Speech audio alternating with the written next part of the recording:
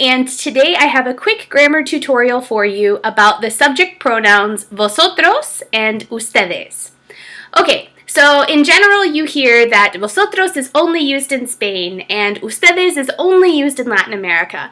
And while there is a lot of truth to that, I want to go a little bit further and explain to you some more detail on the situation. So, it is true. Vosotros is the informal plural of tú. So if I'm talking to just you, I'm going to say tú.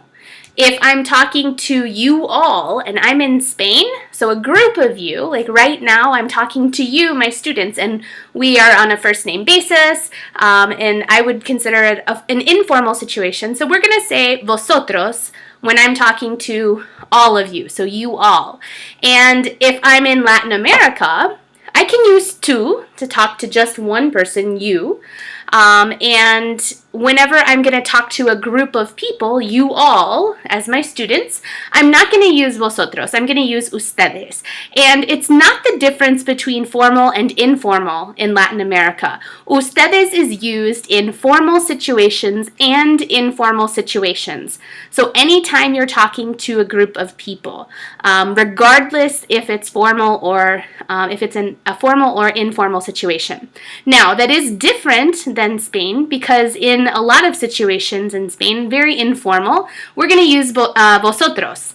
And when you have very formal situations in Spain, situations where you might use sir or ma'am, and you're addressing a group of you, a group of people, you're going to use ustedes. So in Spain, it is true that vosotros is informal and ustedes is very formal. However, in Latin America, it's not the difference between formal and informal. Ustedes is used regardless of the situation. And usted and ustedes come from vuestra merced, which a long, long time ago in the Spanish language was used before usted came around. This is what usted started out as. And vuestra merced means your majesty or your highness. And this was used in extremely formal situations. Situations where you would almost separate yourself whenever you were talking with someone to show even more respect and reverence. Just like whenever, if you've seen movies where people are talking to a king or queen, they would say, "If Her Majesty pleases." Even though we're talking directly to the king or queen, we're saying Her Majesty. So we're putting more distance between ourselves and them to show more respect. This is where usted and ustedes come from. And so in Spain, it is used, ustedes is used in very formal situations.